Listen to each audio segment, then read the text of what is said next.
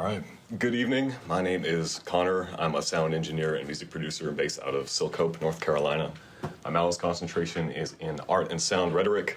My Capstone project is a podcast where I talk about music and art with musicians and artists. So let's get into it.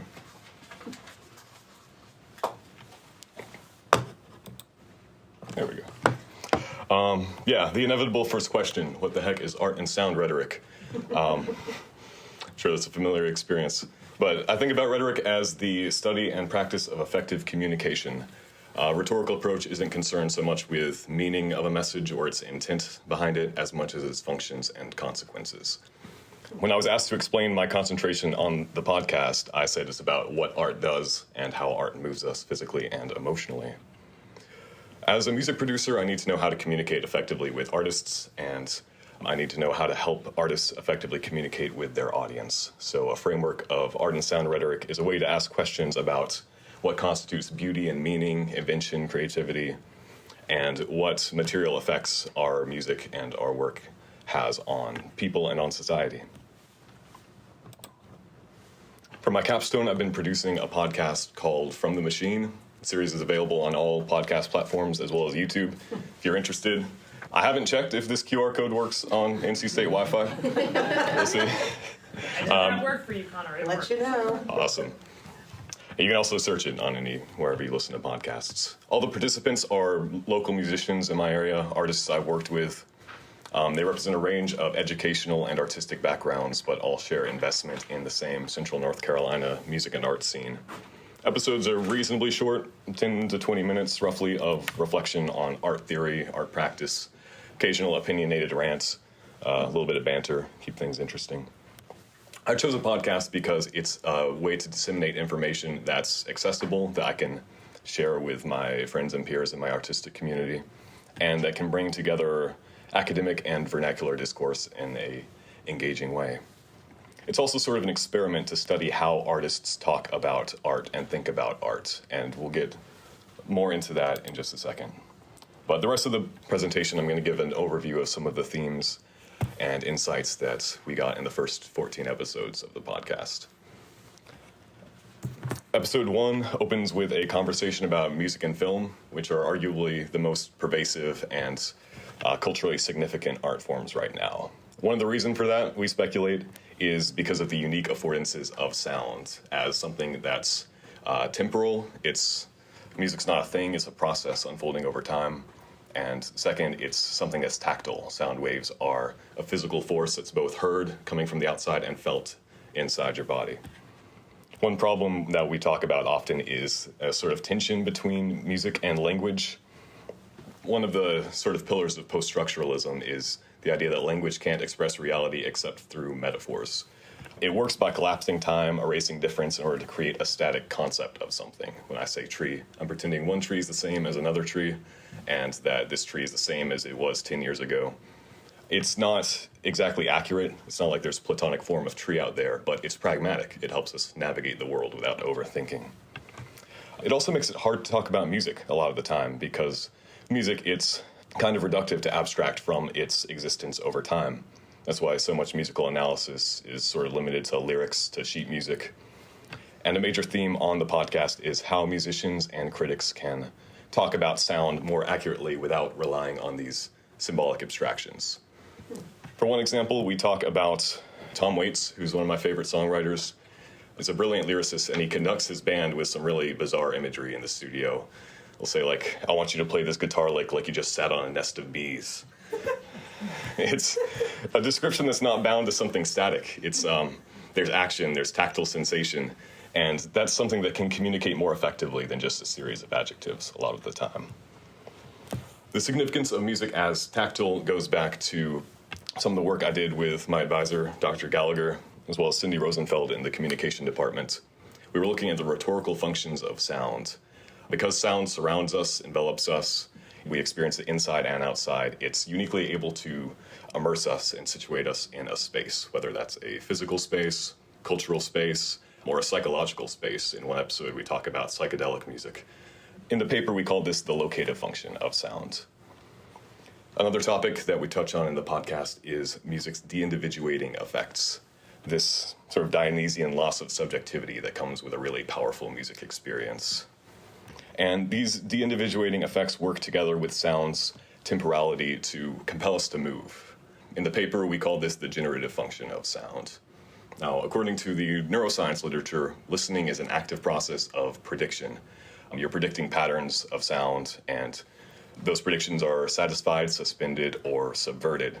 And dance happens when our body steps in to reinforce our rhythmic predictions, to try and interpret a beat. Genres can also code other ways of responding to music. For instance, worship music. It takes this desubjectifying experience and uses it as a means to get closer to God. You take religious lyrics and imagery, and this provides context for this overwhelming experience and a symbolic outlet for the affective power of music.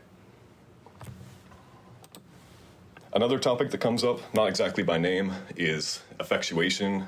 This is a term that comes from the entrepreneurship literature, and it refers to a creative process that starts from a set of predetermined means and explores various possible end results. This is in contrast to causal reasoning, which is the reverse. You start with a goal or effect in mind and go out and find the means to work towards that.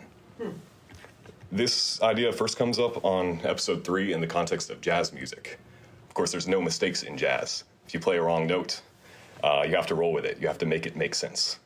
You take a set of means, which would be all the notes that have been played, the harmonic rhythmic structure, and as you go, you select the best effect that you can extract from what's already happened. This is true of all live music and some forms of visual art as well. Any medium where you can't erase your mistakes, you have to engage in effective reasoning to some degree. This idea is also relevant to music recording and DIY record production, because there's an aesthetic appeal to the idiosyncrasies and unique opportunities that come from making do with your resources instead of striving towards an idea of perfection that's predetermined. And there's an ethical dimension here too, because what counts as perfect isn't universal. And the lasting consequences of things like punk music, hip hop, have been to make music production more accessible, to redefine perfection and facilitate new kinds of expression. Also, rest in peace, Rico Wade, legendary hip hop producer, died last week. Last thing I want to spend some time on is mythology. These are the stories and concepts that artists create to sustain their artistic practice. Ideas like artistry and beauty are subjective, but in order to make art consistently, most artists need to adopt some sort of belief about what constitutes good art.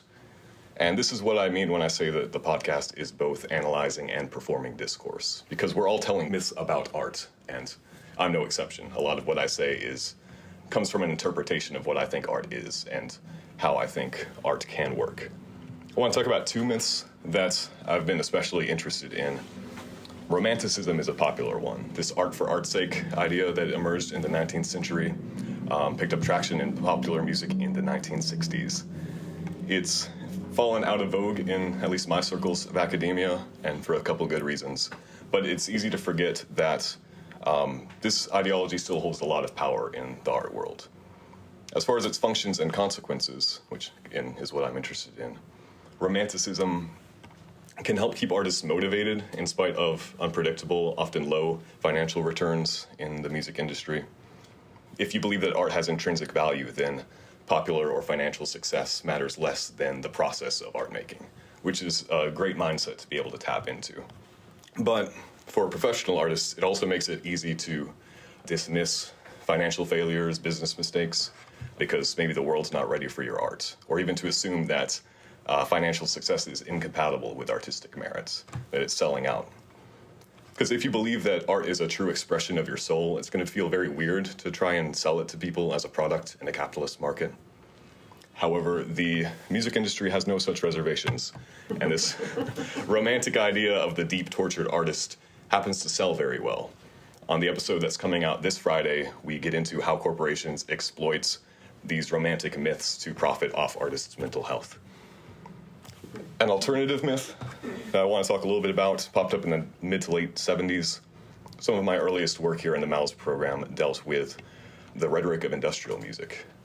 Industrial was an offshoot of the original punk movement. They saw art as a tool that can change how we see the world, as something that's rhetorical.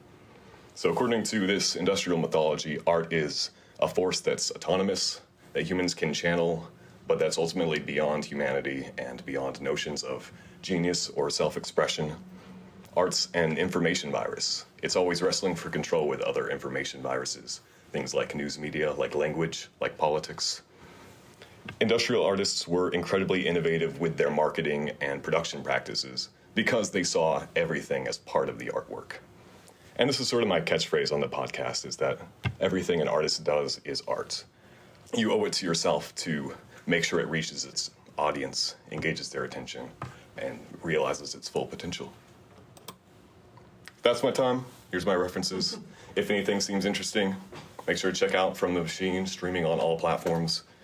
It's been a very intrinsically rewarding process, and it's going to keep going as long as I can sustain it.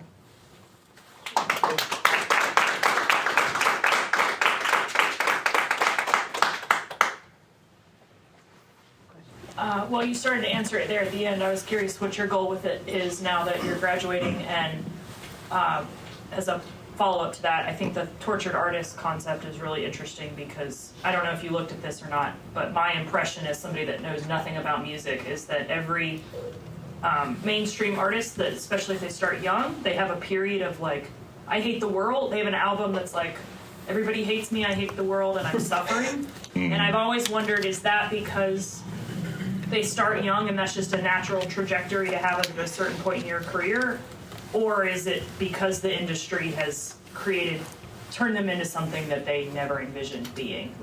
An example, I'm sure not the tortured artist made me think of it, but like Taylor Swift's Reputation album would be an example of that.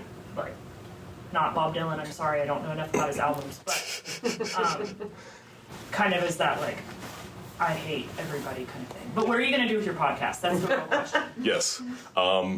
So we're still producing episodes. We've got the next episode 15, 16 lined up, and I've got recording scheduled this weekend. We're having 2 sessions, and the way sessions work, it's like each session produces 2 episodes roughly. So a lot of content on the way, very fast. I've been uploading stuff to Patreon on the side just to have a backlog. I haven't advertised it at all, but I'd like to start monetizing this. We're doing like more personable, kind of sillier episodes on Patreon, things that maybe if you want to support the artists, because there's a lot of musicians who play in bands, and if you're like a fan of that band, you want to learn more about the person, go subscribe on Patreon. And then all of the information will still be free out there wherever you listen to podcasts. Yeah. I'm curious about the process. So do you go into these interviews with like ideas for content, or is that coming out organically and then you're editing to make it work? More towards the latter. I usually have a set of bullet points, just like rants I could go on if I needed to. Or I'll usually try to start out an episode with like a really interesting quote or idea, and then we just sort of let the conversation flow naturally for like 1 to 2 hours, and then I'll edit it up. And sometimes we'll like start out on one topic, take a detour to another topic, and then come back to the original topic. And so I'll like cut out the middle section, make that one episode, and then smash the 2 ends together and make that another episode. So it's there's sort of a creative process to that too. Do you title them before or after? Like you said, it's a topic, so like. I have a tentative title before, and usually it changes by the time we get to the actual. So you call in an artist, you talk to a musician, thinking it's going to go this way, and then usually it goes a different way? Yep, pretty much. So, go ahead. So I just want to call out that this is an incredible amount of productivity for a very short period of time. Yeah. And I'm wanting to push a little bit further on this question because there's a way in which the synergy between the intellectual ideas, topics, etc., and the conversations have been remarkably fruitful for you, right? Yes. And you're being featured on all the platforms, which is an incredible feat this quickly. Yeah. I don't understand how that happens. Speak about this just a little bit. So probably the reason this has been the most rewarding is because I, as a person in the MALS program, encounter a lot of ideas from diverse disciplines, and I don't have necessarily the time or dedication to like write a paper about everything I want to write a paper about. So a lot of how these episodes starts is I'll have like a theoretical future paper in my head, and I'll just like throw the thesis out there and let these actual artists who are practicing in the community, who don't know these ideas but who have experience, who know a lot about music history, about music theory, and it'll be sort of back and forth. And so it's a way to generate ideas, generate theory. And I don't know if it's necessarily as productive as you might think it is, because I'm not doing a whole lot of work here. I just throw out the ideas and... But it's a proof case for interdisciplinarity, Yes. which MALS represents, is what I'm trying to say here. Very much. Right? When you say featured, what do you mean? They're like on like Apple has put the thumbnail? Yeah. And what platforms? Like, how does that work? It's not like on any title pages. It's still kind of small, but It's available. it is available to listen on every platform. I don't understand how that happens. You didn't. I know. Sorry. I didn't know initially. That's why initially it was just YouTube, because I know that's free. But there's a bunch of podcast distribution sites that you can sign up for. Some have free plans. I started out on a free plan and recently upgraded to the paid plan so that I can upload more stuff faster and get more options and more control. Really cool. Yes. You talked about the history of industrial music, like engagement and like kind of the different media convergence dynamics that were practiced to help get their art out. And I just wondered, so two-part question, what does some of that look like? I'm not familiar with it, so if there's any just like quick kind of like examples, that would be cool to hear. But also, I wonder if there's any relationship between that sort of multifaceted process and your own process of production and keeping all of these, as Dr. Gallagher said, like interdisciplinary strands together while still keeping it focused on, a general idea, but still keeping it like with a lot of strands going different directions and kind of touching different things. So. I'm going to do my best. I might ask you to repeat one of those, but sort of the general idea of industrial music, it came out of the punk movements. It was infused with a lot more ideas from academia. A lot of post-structuralist theory was very influential for these industrial artists, musicians like Throbbing Gristle, Cabaret Voltaire, and also the ideas of William Burroughs. He was like close friends with a lot of these artists. He was in the same social circles.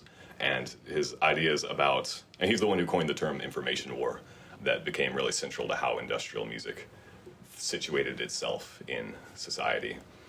And in my critical introduction, I talk a bit about Burroughs and his cut-up techniques as a way of getting through the symbolicity of language into something more evocative, challenging how language works and how power influences language. And sort of the way how I incorporate that specifically, which is something that runs through Burroughs, through industrial music, and also you can see it in hip-hop, things like sampling. It's very much the same line of thinking, is treating sound or language as something that's material, as something that's not strictly symbolic, and that you can rearrange creatively. So when I talk about like cutting up conversations, rearranging them so that you get the meaning a little bit more vividly, that's sort of where that idea comes from. Don't know if that answers everything. Yeah, Sweet. I had one small question, which is, at the end of your presentation, you said at the end you sort of go with everything an artist does is art. But how is, because I kind of missed it at the end, how is that different than the romantic notion of art for its own sake? You know what I mean? Yeah. So this is sort of an answer to the perceived incompatibility between art and commerce. That's been a challenge that a lot of people, one of my advisors was Gary Beckman. A lot of the questions that arts entrepreneurship educators are trying to answer are how can students be faithful to themselves and their idea of art, but also make a living off of it. Mm-hmm. And the romantic idea, it kind of puts those at odds. It's like if you're making financial success, then probably your music's just populist. It's not like true to yourself. It's not going to be great later on. You're selling out, right? Yeah. Whereas if everything an artist does is art, maybe a better way to put it is the nature of an artist is to not to make art, but to treat things artistically. Okay. So if you're an artist who's subscribing to this idea, then when you go out to market your album, you're going to think as deeply about the marketing, and you're going to put as much creativity and innovation into like the kinds of posters you make, how you use Instagram. And this is a big theme that we talk about in the podcast a lot, is how can you approach like performing on stage? How do you make that an extension of the music? Oh, that's cool. Thank you for explaining that. That makes total sense. So it's your solution to that dissension there, or the solution, I guess. Thank you for explaining that. Yes. Thank you so much, Connor. I can't wait to listen. Thank you.